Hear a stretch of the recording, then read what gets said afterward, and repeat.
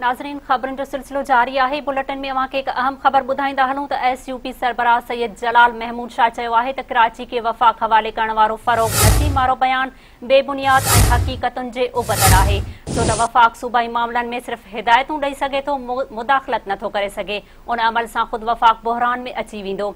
सैयद जलाल महमूद शाह जो जारी कयल बयान में वधीक चवण हो त PTI हुकूमत मुतहदा क़ौमी मूवमेंट हथां इस्तेमाल पई थिए। उर्दू आबादी जो एक तअस्सुब परस्त टोलो अॻु में बि अहिड़ी कोशिश कई ऐं हाणे बि कोशिश करे पियो, पर उहो नाकाम थींदो। SUP सरबराह वधीक चयो आहे त सिंध हुकूमत जी नाकामी ऐं मेयर जी नाअहली जी सज़ा सिंध खे ॾियण नादानी थींदी। सिंध में हींअर करप्शन जे पैसे ते मक्खियूं ऐं मच्छर पाण में विड़ी रहिया आहिनि। यादि रखणु घुर्जे त जेकॾहिं उन वेड़ में जेकॾहिं सिंध खे क़ुर्बानी जो ॿकरो बणायो वियो त वफ़ाक बहराननि जे वर चढ़ी वेंदो। संदसि वधीक चवण हो त कराची लाइ सिर्फ़ क़ौमी असेंबली पारां तजवीज़ कयल कमेटी ते निगरानी करे सघे थी, बाक़ी का बि कमेटी गैर क़ानूनी ऐं गैर जमहूरी तसवुर कयूं वेंदियूं।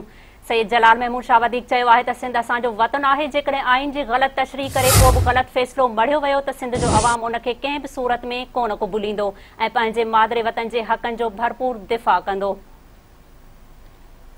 नाज़रीन, अवां खे हिकु भेरो ॿीहर अहम ख़बर ॿुधाईंदा हलूं त SUP सरबराह सैयद जलाल महमूद शाह चयो आहे त कराची के वफ़ाक हवाले करण वारो फरोग़ नसीम वारो बयान बेबुनियाद ऐं हक़ीक़तुनि जे उबतड़ आहे। छो त वफ़ाक सूबाई मामलनि में सिर्फ़ हिदायतूं ॾेई सघे थो, मुदाख़लत नथो करे सघे। उन अमल सां ख़ुदि वफ़ाक बहरान में अची वेंदो। सैयद जलाल महमूद शाह जो जारी कयल बयान में वधीक चवण हो त PTI हुकूमत मुतहदा क़ौमी मूवमेंट हथां इस्तेमाल पई थिए। उर्दू आबादी जो एक तअस्सुब परस्त टोलो अॻु में बि अहिड़ी कोशिश कई ऐं हाणे बि कोशिश करे पियो, पर उहो नाकाम थींदो। SUP सरबराह वधीक चयो आहे त सिंध हुकूमत जी नाकामी ऐं मेयर जी नाअहली जी सज़ा सिंध खे ॾियण नादानी थींदी। सिंध में हींअर करप्शन जे पैसे ते मक्खियूं ऐं मच्छर पाण में विड़ी रहिया आहिनि। यादि रखणु घुर्जे त उन वेड़ में जेकॾहिं सिंध खे क़ुर्बानी जो ॿकरो बणायो वियो त वफ़ाक बहराननि जे वर चढ़ी वेंदो।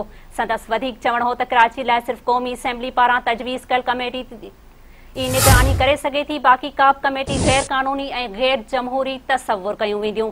सैयद जलाल महमूद शाह चयो आहे त सिंध असांजो वतन आहे। जेकॾहिं आइन जी ग़लति तशरीह करे को बि ग़लति फ़ैसिलो मढ़ियो वियो त सिंध जो अवाम उन खे कंहिं बि सूरत में कोन क़बूलींदो ऐं पंहिंजे मादरे वतन जे हक़नि जो भरपूर दिफ़ा कंदो।